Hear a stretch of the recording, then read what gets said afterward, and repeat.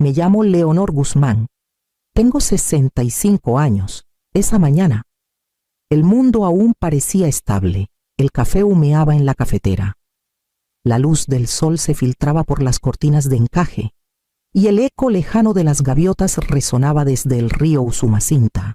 Llevaba la misma rutina silenciosa todos los días, desde que me jubilé de la biblioteca: una taza de café negro, una rebanada de pan tostado y unos minutos revisando Facebook para ver fotos de antiguos colegas o de mis exalumnos. El celular se me resbaló de las manos antes de que me diera cuenta de que había dejado de respirar. La imagen en la pantalla era clara, demasiado brillante para negarla. Alma estaba de pie con un vestido blanco, el cabello castaño recogido, un ramo apretado contra el pecho. A su lado, un hombre que apenas conocía de presentaciones rápidas, Rafael, y detrás de ellos, sus padres, elegantes y sonriendo como si el mundo les perteneciera. El pie de foto decía: nuestro día perfecto, familia completa. Susurré las palabras para mí misma. Familia completa. Volví a tomar el celular, con los dedos temblando, y miré más de cerca, buscando algo que no estaba allí. Mi rostro, mi nombre, alguna señal de que yo existía en ese momento. No había nada, ni una etiqueta, ni un comentario, ni siquiera una mención entre la avalancha de felicitaciones. Se me cerró la garganta. Dejé el celular con cuidado, temiendo que, si lo sostenía más tiempo, me quemaría. El café ya se había enfriado. Durante años había imaginado el día de su boda yo a su lado, mientras caminaba hacia el altar, ajustándole el velo, escuchándola susurrar gracias. Mamá, una última vez antes de dar el paso. Solía bromear diciendo que lloraría tanto que el fotógrafo se quedaría sin pañuelos. También era supuesto ser nuestro día, aunque fuera en una pequeña parte. Miré la foto hasta que mis ojos se nublaron. No era la sorpresa del matrimonio en sí lo que dolía. Era la forma en que todo en esa imagen me decía que ya no tenía lugar en su historia. Afuera, el perro del vecino ladró, y el sonido rompió el hechizo que me había paralizado. Me levanté, tiré el café por el fregadero y me apoyé en la encimera hasta que el temblor cesó. Por un momento pensé en llamarla, pero no lo hice. La idea de escuchar su voz alegre, fingiendo que nada había pasado, era más de lo que podía soportar. La casa estaba demasiado silenciosa, como si también ella acabara de enterarse de que ya no formaba parte de la familia. Para cuando el sol se alzó sobre el río, la foto seguía abierta en mi celular. Presioné el pulgar contra la pantalla y la eliminé. Viendo cómo la imagen se desvanecía, el reloj de la cocina seguía tic-tac, imperturbable, como si la vida continuaría avanzando, estuviera yo invitada o no. Después de la foto, me quedé sentada a la mesa de la cocina hasta que la luz de la mañana se volvió dura y plana. El silencio se sentía como la humedad antes de una tormenta. Y hice lo que siempre hago cuando algo duele demasiado. Comencé a recordar. Cuando mi esposo, Antonio, murió, Alma tenía solo 10 años. La noche del funeral, se quedó dormida aferrándose al dobladillo de mi vestido negro. Le prometí que nada en el mundo me alejaría de ella, que tendría todo lo que necesitara. No sabía entonces cuánto costaría esa promesa. Durante años, trabajé por las mañanas en la biblioteca pública de Villahermosa y por las tardes dando clases particulares a estudiantes de secundaria. Llegaba a casa oliendo a polvo y papel viejo, con las manos manchadas de tinta y las piernas doloridas de estar de pie todo el día. Algunas noches me quedaba dormida corrigiendo ensayos, con la lámpara aún encendida. El suave sonido de la respiración de Alma desde la habitación contigua, recordándome por qué valía la pena. Hubo meses en que el refrigerador estaba más vacío de lo que debería. Me saltaba la cena, diciendo que no tenía hambre, solo para asegurarme de que Alma tuviera suficiente. Los fines de semana, cosía cortinas para los vecinos y horneaba pasteles para las colectas de la iglesia. Cada peso extra iba a un sobre marcado el futuro de Alma.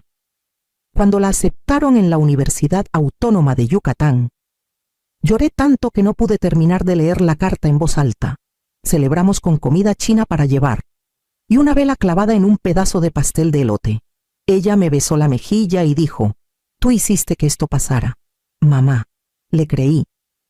En esos años, soñaba con su boda como quien sueña con la primavera tras un largo invierno. La imaginaba caminando hacia el altar con encaje. La foto de Antonio guardada en mi bolso. Las dos tomadas de la mano antes de que diera el paso hacia su nueva vida.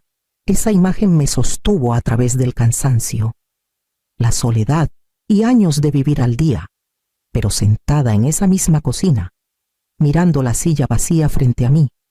Esos recuerdos parecían fantasmas hermosos, pero inútiles. Cada sacrificio, cada noche sin dormir, habían sido ladrillos en una casa que ella ya no reconocía como suya. Tomé la carpeta donde guardaba recibos antiguos, formularios de la universidad y una foto desvaída de Alma con su toga de graduación. Su sonrisa en esa foto solía llenarme de orgullo. Ahora solo me recordaba lo lejos que se había ido y cuánto tiempo llevaba yo estancada. Conocí a Rafael un domingo lluvioso de marzo.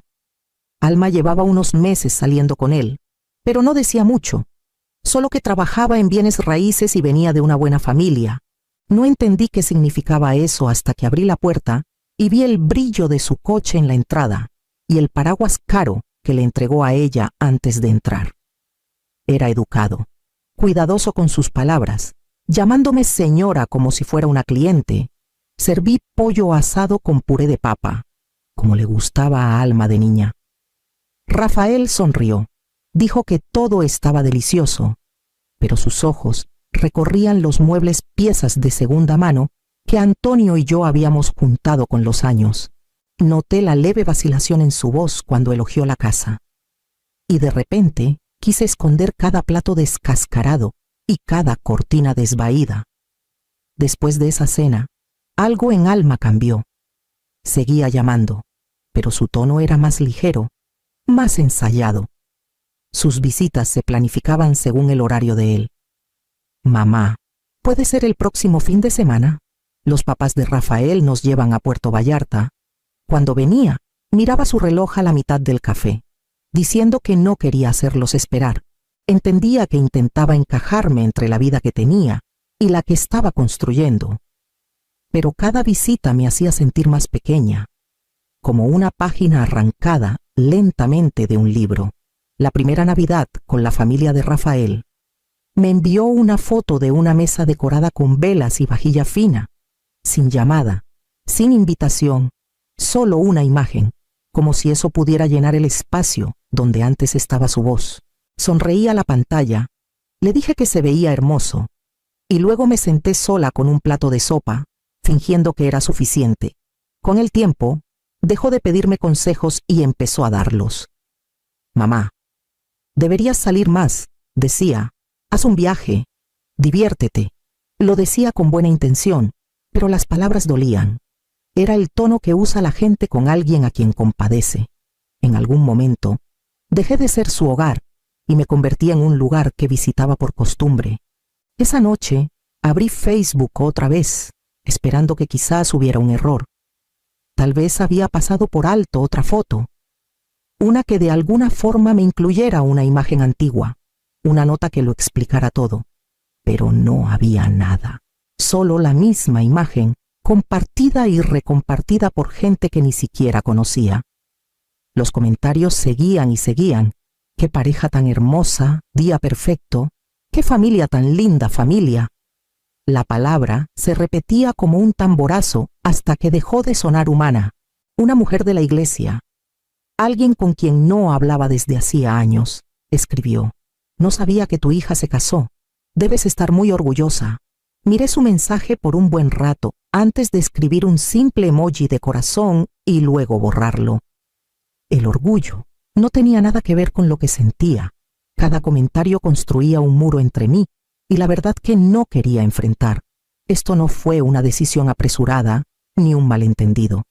Había sido planeado, fotografiado, celebrado, todo sin mí. No se le olvidó, lo decidió. Deslicé la pantalla hasta que las letras se volvieron borrosas y la luz del celular me quemó los ojos. Mis manos temblaron mientras presionaba el botón de eliminar, viendo cómo mi cuenta se desvanecía en una pantalla en blanco. Fue como borrar una parte de mí que había estado suplicando ser incluida. Publicación tras publicación, el reloj de la cocina seguía con su tic-tac suave, marcando el silencio que vino después. Me quedé sentada, rodeada del leve zumbido del refrigerador y el tenue resplandor de la luz del porche. En algún lugar, en otra casa, mi hija probablemente estaba riendo, brindando con copas, llamando a sus suegros mamá y papá sin dudar. Imaginé su voz, brillante y fácil, perteneciendo completamente a ese nuevo mundo. Y por primera vez en mi vida, no tenía nada más que decir. Pasaron 2 días antes de que pudiera tocar algo en la casa. El silencio se había espesado, como si fuera algo físico presionándome desde cada pared. La tercera mañana, abrí el viejo baúl de cedro que Antonio y yo usábamos para guardar papeles. Todavía olía ligeramente a lustre de limón y al paso del tiempo. Adentro había carpetas, registros fiscales, nuestro certificado de matrimonio, los documentos del seguro del año en que él murió. No estaba segura de qué buscaba. Tal vez una prueba de que mi vida había importado en algún papel. A la mitad del montón, encontré un sobre delgado con la letra de Antonio en el frente. Para Leonor guarda esto. Dentro estaba la escritura de la propiedad. Desdoblé el documento lentamente, recorriendo las líneas mecanografiadas hasta llegar al final. Los nombres me miraron de vuelta: Antonio Guzmán y Leonor Guzmán, propietarios conjuntos. El aire pareció cambiar. La casa donde vivía Alma, la que ella y Rafael habían hecho suya, seguía siendo legalmente mía. Mi esposo la había comprado hace años, cuando Alma estaba en la universidad, para asegurarse de que siempre tuviera un lugar al que volver. Después de que él falleció, la dejé mudarse, diciéndome que quería que comenzara su vida con libertad. Nunca transferí el título, simplemente lo olvidé.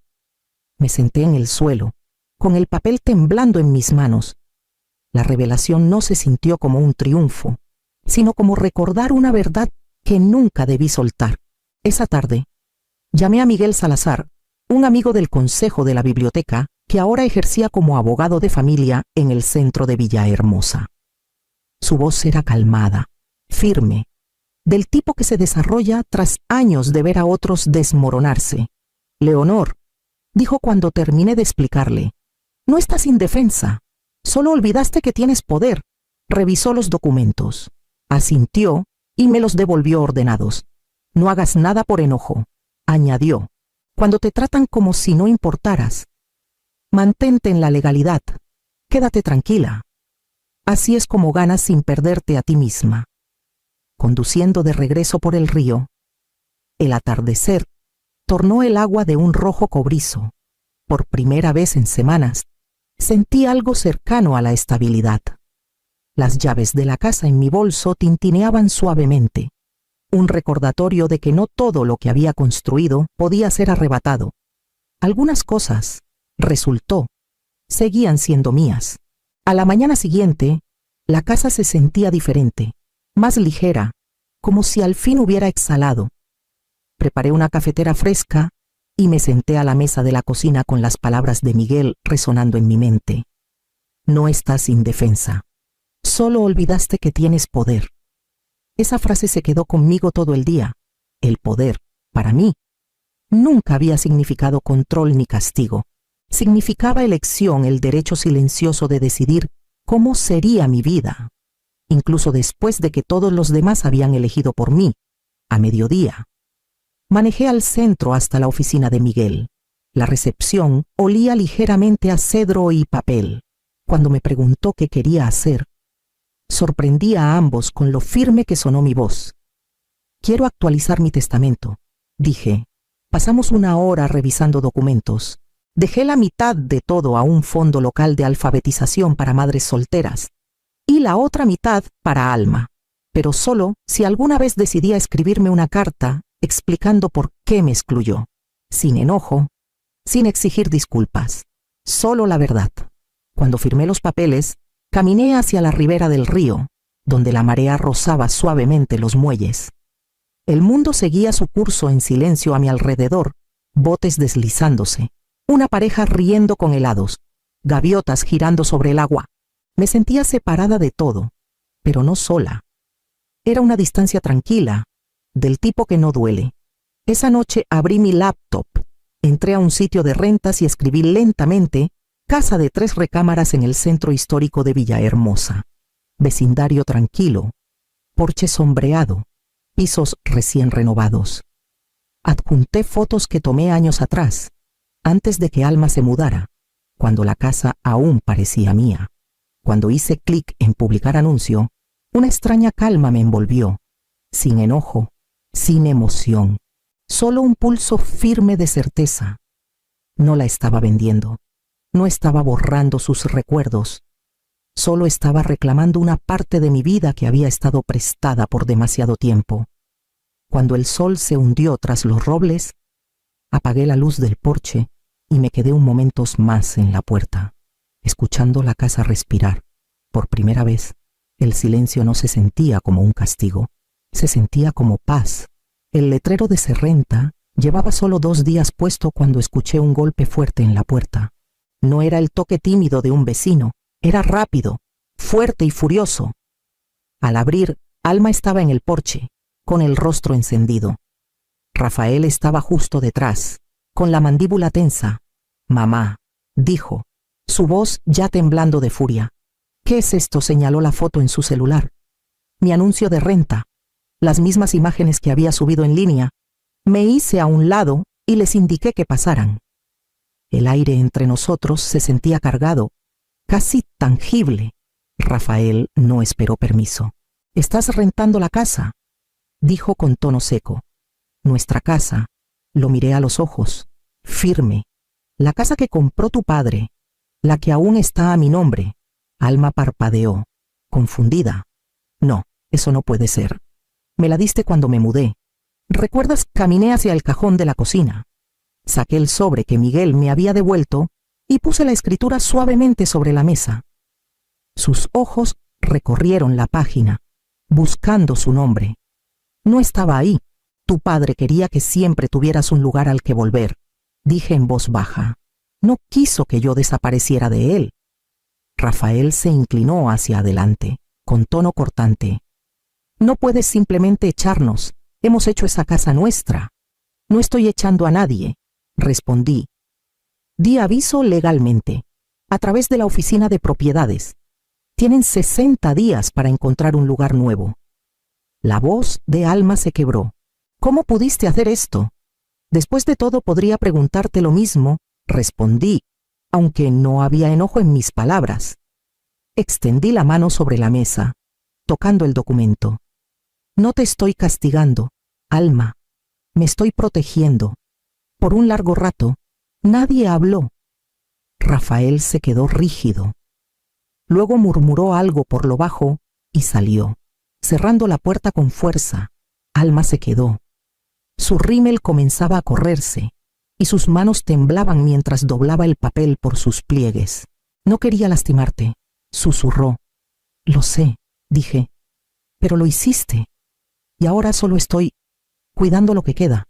Ella asintió débilmente, con la mirada fija en el suelo. Cuando finalmente se dio la vuelta para irse, la casa se sintió inmensamente quieta. La vi bajar los escalones del porche hacia el coche de Rafael, que esperaba. El motor arrancó y el sonido se desvaneció por la calle.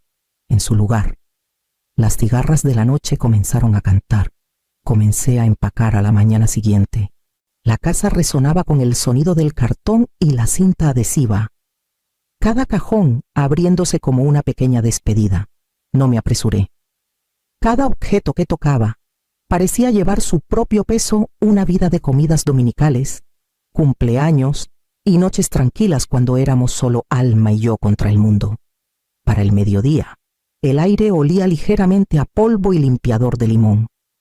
Apilé la última caja cerca de la puerta y caminé por las habitaciones una vez más. La sala, donde aún colgaba la foto de Antonio. Atrapaba la luz de la tarde de una manera que hacía brillar el cristal. Pensé en bajarla, pero decidí dejarla. Los próximos inquilinos no sabrían su nombre, pero de alguna forma me gustaba la idea de que él cuidara la casa un poco más. En la antigua habitación de Alma encontré las llaves que usaba en la universidad, un pequeño aro de latón con una etiqueta azul desvaída que decía hogar. Las puse en la encimera de la cocina junto a una nota con la dirección del nuevo administrador de la propiedad. Cuando llegaron los de la mudanza, trabajaron en silencio, respetando la quietud que flotaba entre las paredes. No les dije que esta era la casa de mi hija. Era más fácil dejar que creyeran que era solo otra mujer comenzando de nuevo. Al anochecer, el camión estaba cargado. El cielo se tornó lavanda sobre el pantano mientras cerraba la puerta principal por última vez. En el porche, me detuve y miré la lámpara que Antonio había instalado hace décadas, la misma que dejaba encendida cuando Alma llegaba tarde de los bailes de la secundaria. Accioné el interruptor. La suave luz brilló contra el crepúsculo creciente. Esta luz ya no es para esperar, susurré. Es para la paz. Luego bajé los escalones del porche, la grava crujiendo bajo mis zapatos, y no miré atrás. El departamento daba al río Usumacinta, pequeño pero luminoso, con la luz de la mañana entrando por cortinas ligeras. Lo llené lentamente una mesa de segunda mano, un estante para libros, unas plantas en el balcón. Cada rincón se sentía mío, sin compartir, sin complicaciones. 2 semanas después de mudarme, comencé a hacer voluntariado en la biblioteca del centro. El aroma a papel viejo y las voces quedas se sentían como volver a casa. Algunas tardes ayudaba a niños a elegir sus primeros libros. Sus risas llenaban los pasillos de una manera que aliviaba algo dentro de mí. Mi vecina, la señora Morales, solía tocar a mi puerta al atardecer con 2 tazas de té. Nos sentábamos en el balcón, hablando de jardines y el clima, dejando que el viento suave entrelazara nuestras palabras. Los días pasaban suavemente, marcados no por lo que había perdido, sino por lo que comenzaba a recuperar sueño. Risas, calma, por primera vez en décadas. No me sentía como la madre o la viuda de alguien, solo me sentía Leonor. Y eso era suficiente. Pasaron 6 meses antes de que volviera a ver su letra. El sobre llegó un martes por la mañana, delgado y cuidadosamente dirigido, del tipo que escribe a alguien con miedo de decir demasiado. Me senté a la mesa de la cocina, con el río brillando a través de la ventana, y lo abrí lentamente. Mamá, comenzaba, no espero que me perdones. Solo quiero que sepas que al fin entiendo lo que hice. Pensé que crecer significaba seguir adelante, pero lo único que hice fue dejar atrás a la única persona que nunca me abandonó. Perdón por el silencio, por la foto, por fingir que no importabas. Siempre importaste, solo que entonces no lo vi. Las palabras se nublaron por un momento, pero no por lágrimas. Sentí algo más suave, más silencioso, una especie de paz que no necesitaba ser dicha. Doblé la carta con cuidado y la puse junto a mi taza de café. Afuera, el viento traía el aroma a sal y bugambilia por la ventana abierta. Sonreí para mí misma, trazando el borde de la taza con el pulgar. No desaparecí, susurré. Al fin aparecí.